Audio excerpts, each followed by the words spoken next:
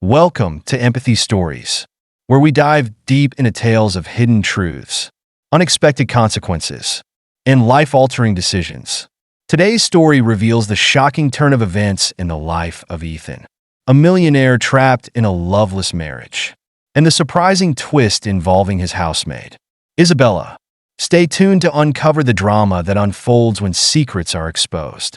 Ethan and Victoria were the epitome of wealth and status in Beverly Hills. Their mansion, towering over the other houses, was a symbol of their success and the legacy they had inherited. The sprawling estate, with its manicured gardens, marble floors, and crystal chandeliers, was the envy of everyone who laid eyes on it. It seemed to be a fairy tale of luxury and wealth. But behind the gleaming walls of their home, the reality was far less glamorous. Their marriage was a charade, a contract forged by two powerful families to strengthen business ties. And love had never been part of the equation. They had been married for 15 years. At first, it was a union of convenience, a means of securing their positions in society. Both had their own ambitions, but none of those ambitions involved the other. Ethan, with his good looks and sharp business mind, had always been the one to carry the family name, while Victoria, with her beauty and social grace, had been raised to be a perfect wife, a wife who would serve as a flawless ornament at society events but never ask for anything more. To the outside world, they were the perfect couple. They hosted lavish dinners, attended charity galas, and posed for photos with smiles as bright as their diamond jewelry. But inside their home, they barely spoke to each other. And when they did, it was usually to argue. The heart of their discord was a simple yet pressing issue: children. Ethan's family, always watching with an eagle eye, had been pressing him for years to provide them with an heir. They wanted someone to carry on the family name, to inherit the empire that had been built through generations of hard work and sacrifice. Ethan, too, began to feel the weight of their expectations, the pressure mounting as his own desires for legacy grew stronger. He had everything: money, power, influence, and the beauty of a wife who turned heads wherever she went. But without an heir, it all seemed hollow. The empire he had inherited, the wealth he had accumulated, was destined to fade into nothing without someone to inherit it. He needed a child, and he needed it soon. It was late one evening, after another long day of meetings and dinners, that Ethan gathered the courage to finally bring up the topic of children to Victoria. He sat across from her in their cold, sterile dining room. She was flipping through a fashion magazine, completely uninterested in his presence. But he knew he had to speak. His family had been relentless in their demands, and he was starting to feel suffocated by their expectations. "Victoria," he began, his voice heavy with the weight of what he was about to ask. "It's been 15 years. My family has been asking when we'll have a child. It's getting urgent now. I think it's time we started thinking about it." Victoria, barely glancing up from her magazine, let out a soft laugh. "A child? Now? Why would I want to go through all that stress just to ruin my body?" She scoffed, clearly uninterested in the idea. "I've worked so hard to maintain my figure. Ethan, I'm not about to let pregnancy change that. I like the way I look, and I plan to keep it that way." Ethan stared at her, stunned. Her response felt like a slap to his face. "But we need an heir. Victoria, it's not just about us. You know how important it is for the family. They won't stop asking. Who cares what anyone else thinks?" Victoria replied, her voice sharp now. "Do you really think I want to ruin my body just because your family wants a baby? I didn't marry you for that. I married you for wealth, for status. If you want children so badly, go find someone else to have them. I'm not interested." Her words stung, and Ethan's frustration grew. He slammed his hand down on the table, rattling the silverware. "You care more about your appearance than the future of this family," he said, unable to hide his anger. "I can't believe this." Victoria stood up abruptly, her eyes flashing with anger. "Don't raise your voice at me." "Ethan," she spat, "I didn't marry you because I love you. I married you because I wanted your wealth, just like you married me for my social status. If you want children so badly, go ahead and find someone else. I'm not going to sacrifice my body for some legacy that means nothing to me." The bitterness in her words was palpable, and Ethan felt his heart sink. He had never seen her so cold, so indifferent. It was as if he were speaking to a stranger, not the woman he had spent the last 15 years of his life with. She stormed off to her bedroom, leaving him alone in the cold, empty dining room. The silence between them was deafening, the distance between them wider than ever before. For the next few weeks, the tension between them continued to build. Ethan's frustration with Victoria's refusal to have children turned into anger, and Victoria remained as distant and uninterested as ever. She spent her days shopping, attending parties, and spending time with her friends, completely uninterested in the pressures that weighed on Ethan's shoulders. Their marriage was nothing more than a formality, two people living in the same house, bound by money and pride, but emotionally distant from one another. The silence grew even louder in their home. Ethan's attempts to discuss the issue with Victoria only led to more arguments. And soon, he began to retreat from her even more. He found solace in the arms of other women. After all, Victoria didn't care about him, so why should he care about her? Meanwhile, Victoria did the same. She had her own affairs, her own secrets, and neither of them made any attempt to hide it. Their marriage had become a battleground, with both sides pretending not to notice how far they had drifted apart. But despite their mutual indifference, the pressure for an heir continued to mount.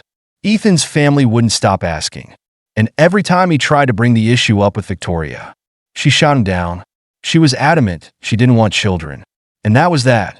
She was perfectly content with her lifestyle, her beauty, and the power that came with being married to someone as wealthy and influential as Ethan. The future of their family legacy meant nothing to her. Ethan was at a breaking point. The weight of his family's demands was crushing him, and every day, it became more and more difficult to ignore the truth that he was trapped in a loveless marriage with a woman who cared for nothing but herself.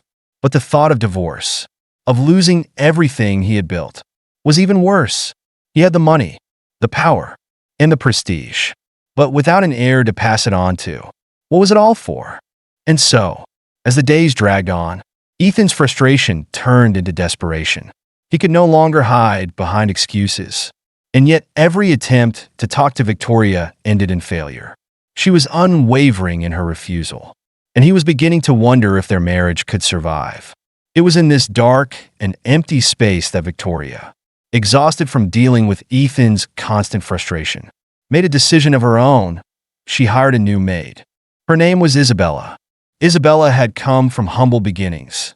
The young woman, barely 22, had spent most of her life helping her mother, who was gravely ill.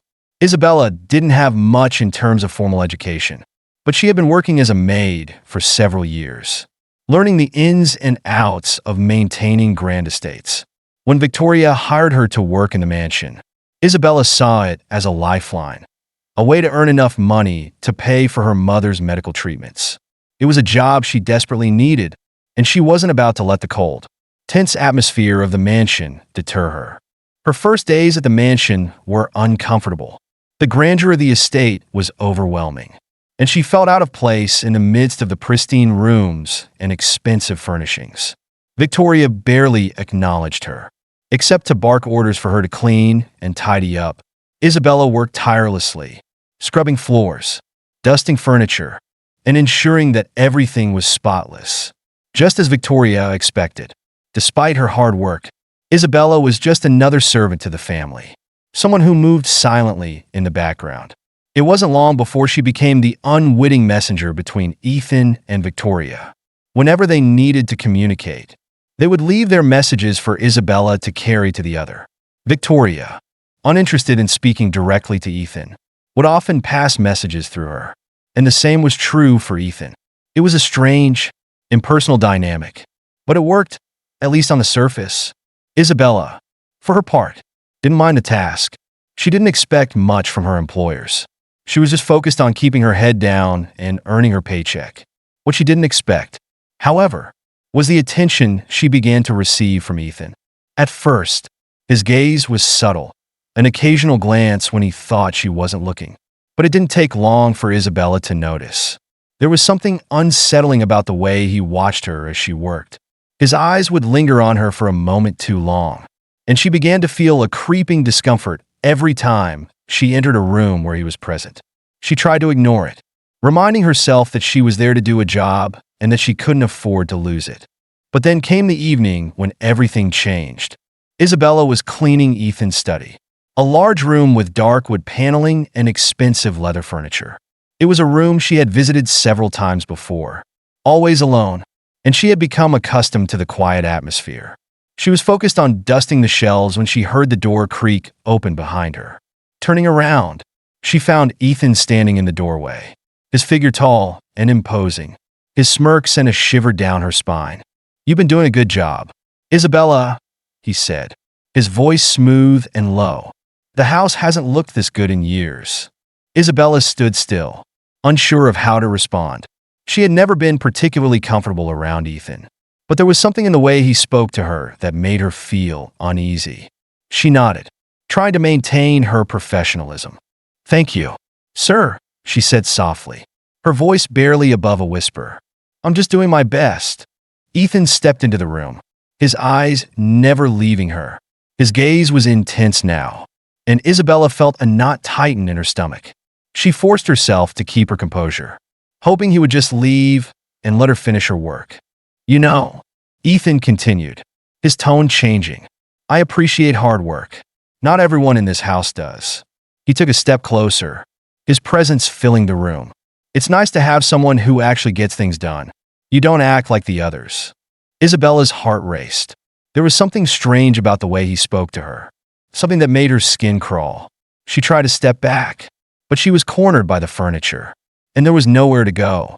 Ethan was too close now, and she could feel his breath on her face. His smile widened as he took another step forward. "You're a good girl, Isabella," he said, his voice low and almost seductive. "You deserve to be treated well. Don't let anyone here make you feel like you're nothing." Isabella forced a smile, but it was strained. She wasn't sure what Ethan wanted from her, but she could feel the tension building. She had no desire to be alone with him any longer. She mumbled something about needing to finish her work and hurried out of the room, her legs trembling beneath her. She couldn't shake the feeling that something was terribly wrong, but she had no choice but to keep moving forward. She had to do her job, no matter how uncomfortable it made her feel. The next few days were an anxious blur for Isabella. Ethan's gaze seemed to follow her everywhere she went. He would watch her from a distance, his eyes lingering whenever she moved from room to room. Isabella tried to avoid him, but it wasn't easy. He seemed to have a way of finding her, of cornering her when she was alone. Each time their paths crossed, she felt her pulse quicken. She couldn't explain it, but something about him felt dangerous. One night, the house was quiet. Victoria was away, attending yet another social event, leaving Ethan alone in the mansion. Isabella had finished her work for the day and was in the kitchen, preparing a small meal for herself. She thought she was alone, but as she turned to grab a dish from the cupboard, she heard the soft sound of footsteps behind her. She spun around to find Ethan standing in the doorway, his face expressionless. Her heart skipped a beat, and she took a step back instinctively. "Isabella," he said, his voice low and calm. "You don't have to be afraid of me. I just want to talk." Isabella froze. She could feel her body tense as he took a few steps closer. His presence was overwhelming, and she couldn't escape. He was standing too close now. Before she could react, he reached out and grabbed her arm, his grip strong and unyielding. The fear that had been building inside her exploded, and she struggled to break free. "Let go of me, Ethan," she cried, but her voice was weak, and her hands couldn't break free from his grip. He only tightened his hold on her, pulling her closer. "You don't have to be afraid of me, Isabella. I can be good to you. You just need to let me." Isabella's heart raced. Panic surged through her, but she was trapped. No matter how much she struggled, she couldn't break free from his grasp. That night, Ethan assaulted Isabella, violating her in a way that left her broken and terrified. When it was over, he threatened her with cold, harsh words. "If you tell anyone about this, I'll make sure you lose this job," he warned. I'll use my influence to make sure you can't work anywhere else. You might even end up in jail. You wouldn't want that, would you?" Isabella was left devastated, terrified for her future. She had no choice but to keep silent. Her mother's life depended on the money she was earning, and without this job, everything would be lost. So she buried the pain deep inside and went back to work, as if nothing had happened. Isabella's world had become a suffocating blur.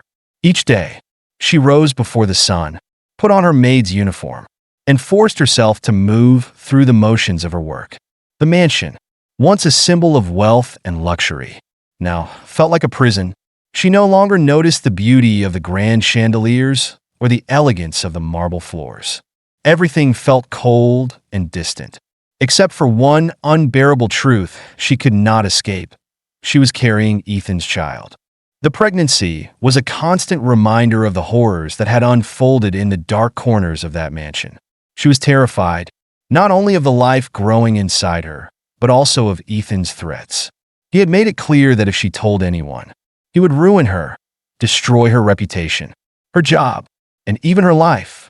Isabella's fear had paralyzed her, and she had tried, in vain, to push the thoughts of the child away. But it was impossible. The baby grew inside her, and she could no longer ignore the reality of what had happened. The weight of her secret became too much for her to carry alone. The strain of maintaining her composure while hiding the truth from everyone around her wore on her every day. And so, one evening, when Victoria was out once again, and Ethan was preoccupied with his work, Isabella gathered the strength to confront him.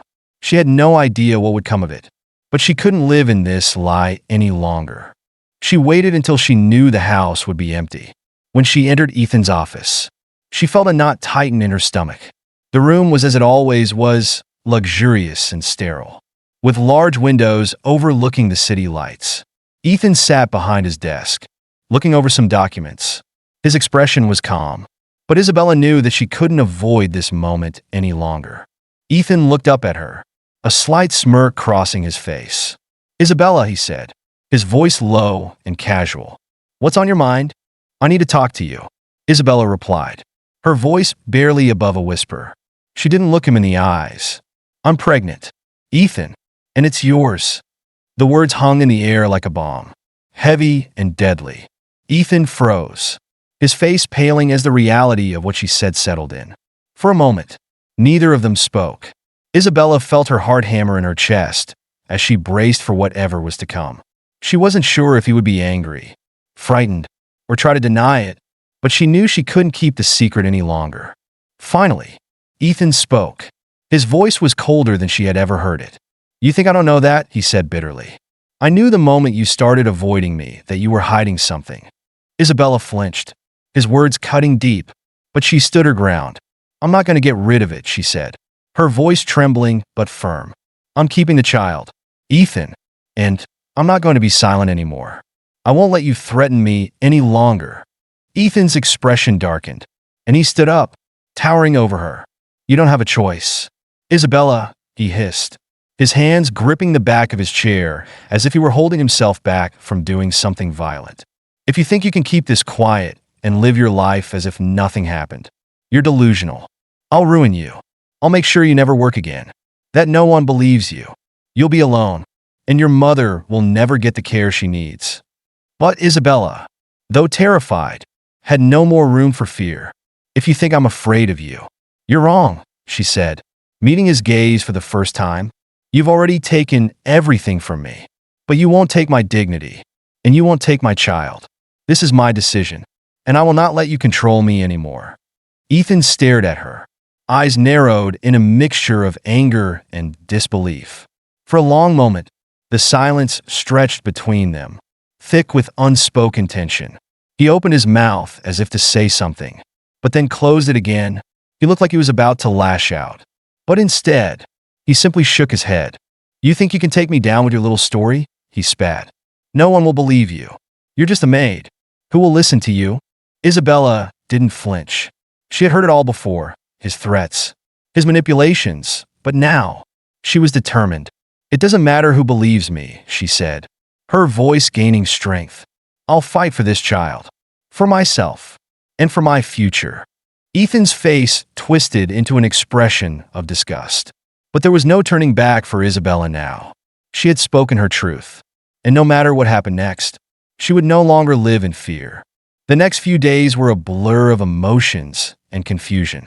Ethan's attempts to intimidate Isabella only pushed her further into her resolve. She was no longer the timid, frightened girl she had been when she first entered the mansion. She had found her voice, and she was determined to keep it. Victoria, oblivious to what had been happening under her roof, returned from her social engagements, her mind preoccupied with her next public appearance. But as soon as she entered the house, it was clear something had shifted.